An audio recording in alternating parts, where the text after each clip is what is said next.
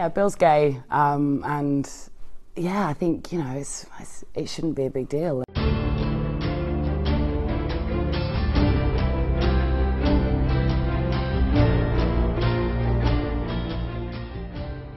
Hi guys, and welcome to today's very special video. Today I'm going to be exploring Doctor Who and the LGBT plus community and what it means to people and how Doctor Who has had like an impact on people's lives. This of course is the start of my kind of feature video series, because after 3.5 years of being on YouTube I'm starting to notice that I'm kind of repeating myself with what I'm doing. So I want to mix it up a little bit with a few feature videos, the first of which is coming out of the TARDIS, next which will be Tenson's to SJA, and then I've got a few more to make later in the year. But hopefully you enjoy this video. There's a few special appearances by you guys, and first up I've got this very special interview with Christel Dee and Edward Russell about what they think about Doctor Who and the LGBT community and the impact it's had on them, the impact it's had on people in their eyes, and why they think Doctor Who is such a great show for the LGBT community. So please enjoy this. For some reason Doctor Who's got this massive LGBT following, and I kind of think I know why,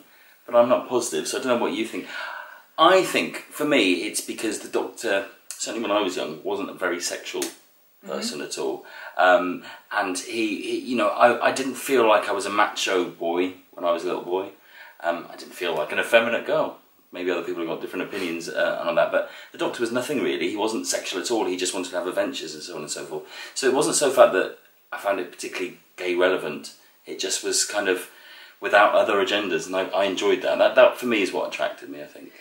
Yeah, it's an interesting question. I think the Doctor, firstly, is somebody who doesn't really see race or gender or sexuality. He doesn't actually notice. And we see that quite a lot in Series 10. Yeah. I think in New Who, the Doctor, he does have a romantic interest.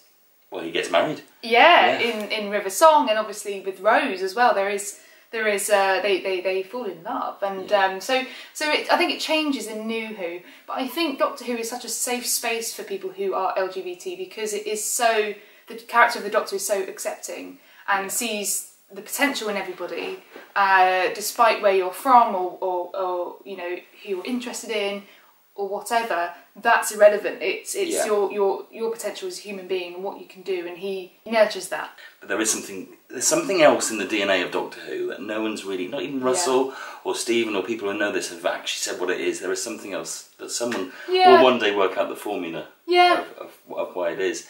I mean, it could be that he's an outsider.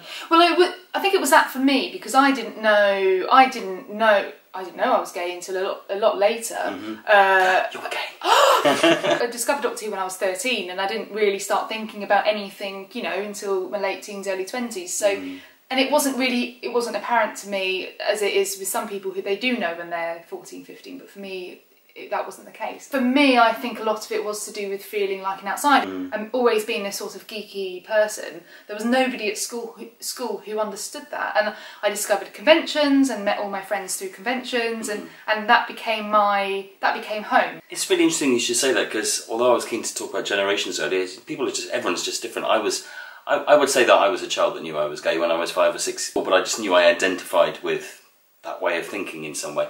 And the Doctor was like that as well, because he travelled around with Sarah Jane Smith and Leela, who were beautiful, beautiful women. I could see they were beautiful women and stuff like that. But he didn't really notice. He didn't notice that, you know, they were wearing low-cut blouses or had great legs and stuff like that. Yeah. And I liked that, because there was no pressure of sexuality. I think there's a responsibility for TV to be responsible, as it were, and remember that a lot of young people are watching it. A lot of people who are easily influenced are watching it. And a show like Doctor Who, the people behind it would be doing everyone a misservice if they weren't putting forward very positive diversity images in terms of race, sexuality, sex, ability, disability and so forth. I think it's really important, and particularly when the BBC is seen in the way it is in this country and around the world, it has a responsibility to do that.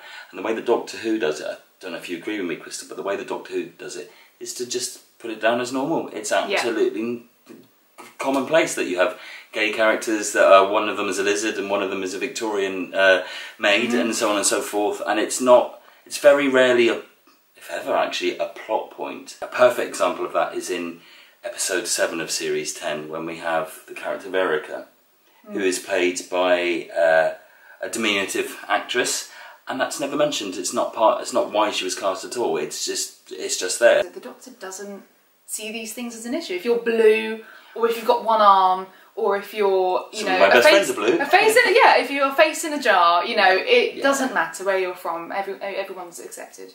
I think if anyone thinks that we all sit around a table on the show and go, right, we must have 20 black people in there and 3 women and stuff, that really doesn't happen at all. It is cast on the best possible abilities as an actor. Sometimes it's in the plot, but you don't necessarily have to cast a gay actor to play a gay person. And I would say there are requirements for diversity. You know, you do have to have on-screen representation. It's ticks in the boxes at you know, at the end of the year when everything's tallied up. But nobody actually sits around at the casting stage going, let's make sure we've got enough black people and females in this role. I think it's just what we do. Very recently, there's been one character that has been an incredible role model and inspiration for LGBT people, and that's Bill. And I have to say, you know, in the past we have had LGBT characters, but Bill is the first openly gay, openly lesbian companion. For me, that meant a lot. My favourite show has now got a companion who is gay, and I didn't have that. Even, you know, we had Captain Jack and all that, but I didn't have that as a teenager, and I didn't have any female gay role models on screen for me to go, oh, hang on a minute, I feel really different and weird because maybe I'm this. I have definitely spoken to a lot of people on Twitter, a lot of fans on Twitter, who have said how much Bill has helped them and how much Bill has helped them even come out, come to terms with their own sexuality. And I think Bill personally has helped me. I feel a lot more confident now talking openly about my sexuality. I never used to online, because I feel like there's more understanding, especially in the Doctor Who world. People see Bill, because how brilliantly she's been, you know, written as well. I feel more comfortable having those conversations with people. One scene in last week's episode, The Eaters of Light, with the Romans, and it's the very modern conversation when it's kind of spun on its head a bit, and I really like that. I think that's one of the it's examples. Interesting because that conversation in Eaters of Light highlighted the fact that at some point in the last 2,000 years, attitudes have gone completely one way, and now hopefully they're coming back the other way. Yeah. And it will probably happen again at some point. I mean, there will be a point in our future, long after we're dead, where it's wrong to be gay, or female, or male even. We just don't know. Things change, but it's great to have had that juxtaposition. Yeah, really. I think so. Yeah. And you kind of saw it in Oxygen as well, where Bill was accused of being racist, and she was like, "What? How can I be racist?" So you know, things do go in cycles, and we like to think that we're going to advance and more things are going to be accepted, but at some point in our future, people will think it outrageous that people stood in the rain or something like that. There's something crazy that will be a taboo, because that's part of human nature, I think. When it was revealed that Pearl was playing Bill, who was a gay character, we got it out of the way before episode 1 went out, really. And it was timed really well. If we'd said months beforehand that she was going to be gay, there would have been so much expectation, I think, for everything to revolve around that. And it kind of might have even been a slight letdown for some people, because it's hardly mentioned, really, that she's gay. It's not really pertinent that she's gay at all. She just happens to fall in love with somebody. If we hadn't done it when we did, then when the episode first went out, it would have all been about that. So timing it for a week or two before it went out kind of got that... It was big. It was definitely big, but it got the noise out of the way, so that when the show went on air, nobody talked about it. It was all about the monsters, the effects, the Daleks, the Movellans. But the interesting thing is, I had a few people when I shared the article comment and saying, "Oh, it shouldn't be a big. Why is it such a big deal? You know, it's been however many years since two guys kissed on Corrie. Why is this still such a big deal?" It is still such a big deal, because as much I would love for it not to be a news piece, but the reason why it's newsworthy is because representation there's still not enough of it, and so, you know, the first gay companion in, well, okay, quibbles about Jack aside, the first lesbian companion in the 50 plus year history of Doctor Who it is newsworthy. Yeah. I hope that we get to a point where, you know, these things aren't headlines. It should be the norm, really. It should be the norm. But Yes. we're not at that stage yet. So you know, that's why it was such a big news. Because, you know, Stephen says we don't want to pat on the back for this. We've just written this character, just like we write all of our other characters. We've just written this character, and it's normal. But it's you guys that are making a big deal about it. But it's true. You know, that's why it blew up the way. Gay people and straight people see it quite differently. It's normally straight people that are saying it's not a big thing, and why is this news and stuff, and they mean that for absolutely the best reasons in the world that it shouldn't be news.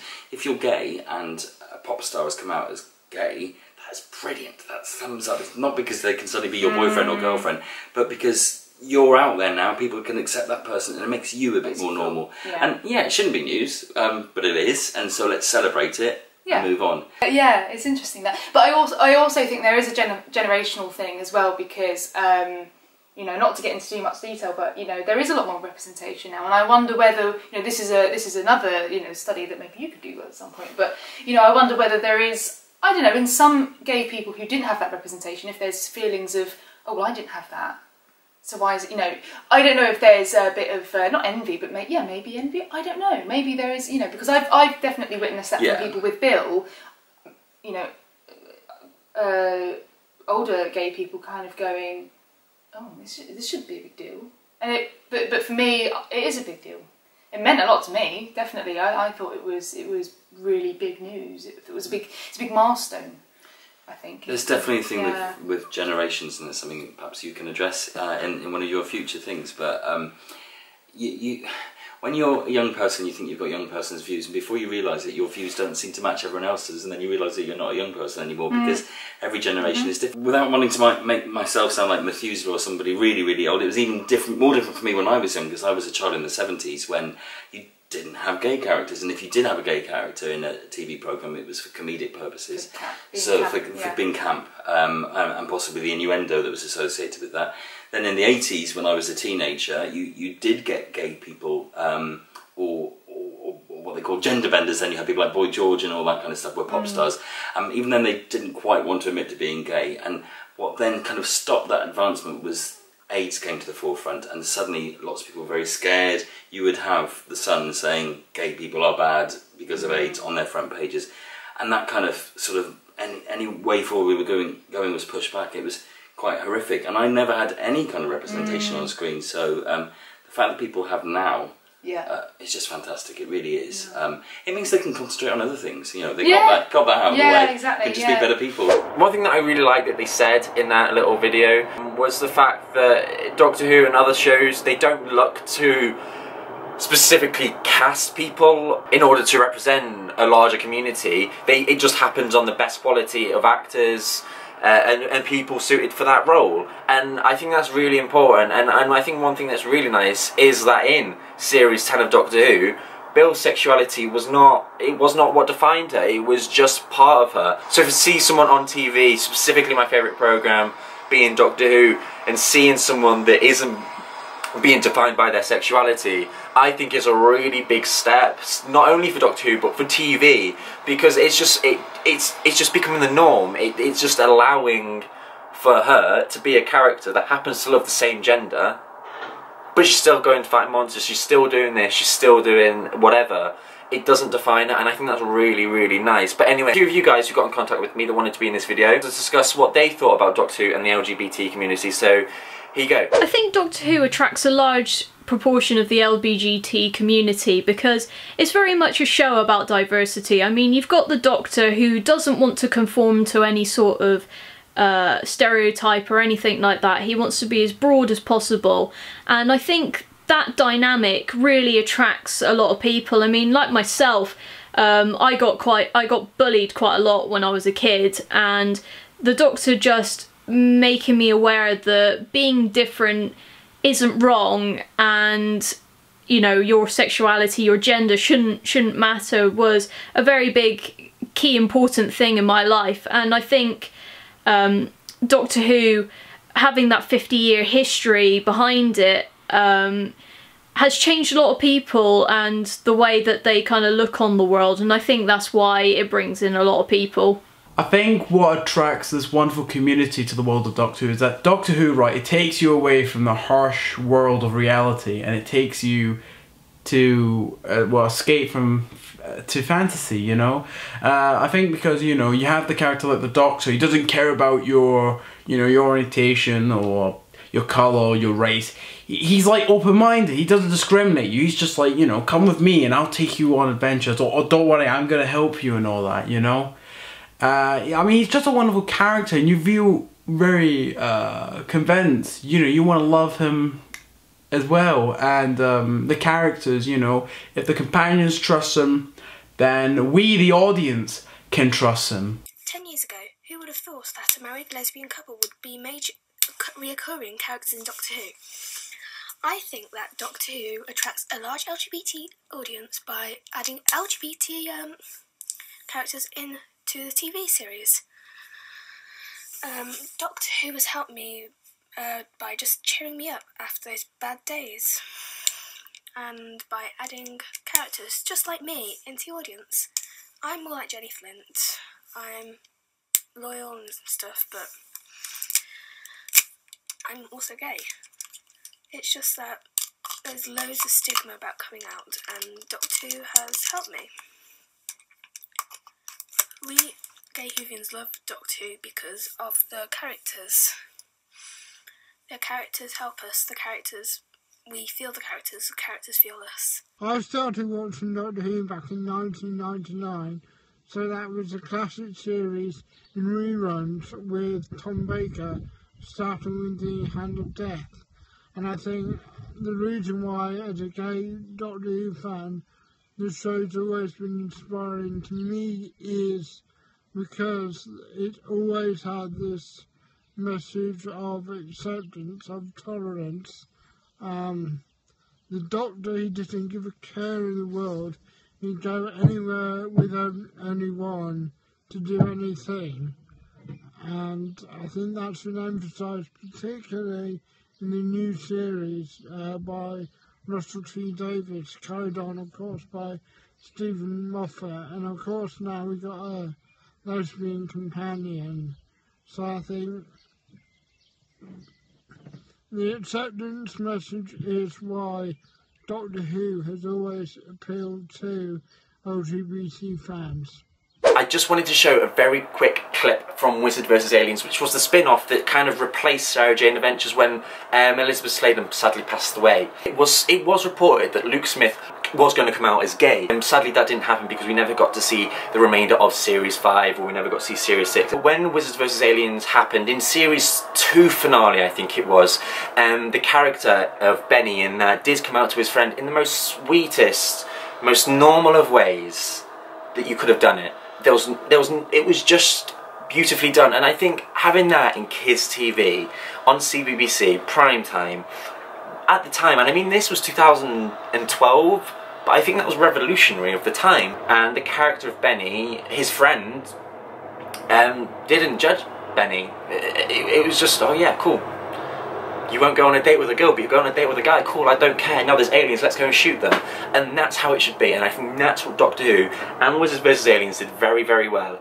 It's like, yeah, cool, you're gay, don't care, let's go and kill the monsters now. And that's how it should be. That's how it should be in life. It's like, I don't care if you're gay, don't care if you're LGBT, I want to go and kill the monsters. An opposite, Tom.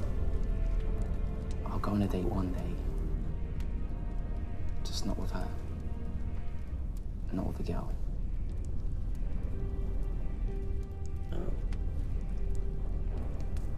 Very quickly, there was this little clip from the Who's Queer Now panel that I went to in February, I think it was, and there was various people there, including Rusty Davis, Rosie Hussain, Edward Russell, Bethany Black, and all talking about LGBT plus matters within Doctor Who, Cardiff, anything.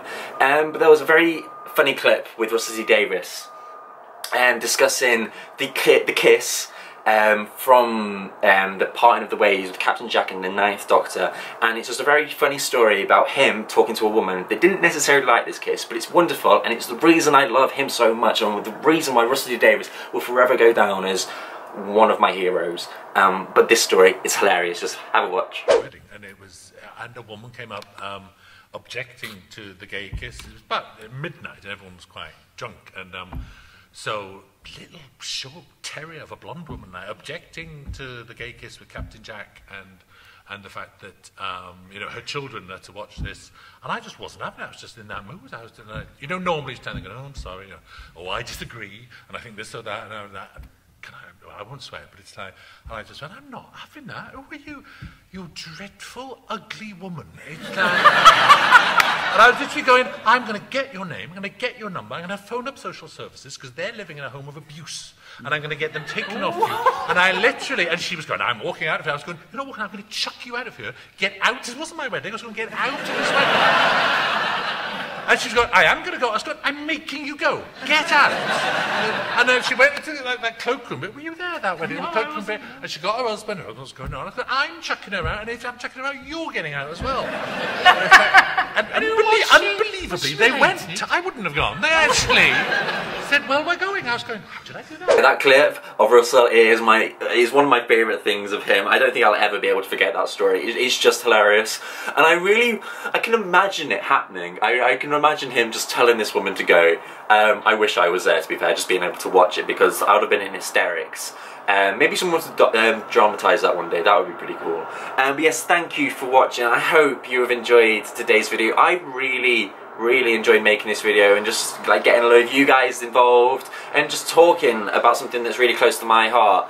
If you'd love to see another video like this about this topic, then please comment down below and just tell me, because I will eventually come around to make one, and hopefully then it'll be even better and even more of you guys will want to be in it. But yes, the next feature video that I have coming up on the channel is 10 Since SJA, which will be released the last week of July in order to celebrate the Sarah Jane convention, The Attic, which will be happening. There'll be a link down below to buy tickets. But like I said at the beginning of the video, I am intending on making a lot more feature videos this year. And in general, I want to make Epic Who more of a feature video channel. I don't want to keep making the top 10s, the reviews, etc. As much as I like doing them for you guys, because I love the interaction, I want to start testing myself a bit. So I'm going to start making a few more bigger, chunkier, themed videos and feature videos, including you guys, various other people, such as 10 Since SJA coming out of the TARDIS, just because I think it'd be more fun and it's different. I want to do something a bit different, so thank you again for watching. Please leave a like, comment down below what you thought of the video, what your opinions are, what do you think about Doctor Who and the LGBT community. Make sure you go and follow me on all my social media, and I will see you very, very soon now, probably later this week, for my Sarah Jane Series 2 look back video. Bye!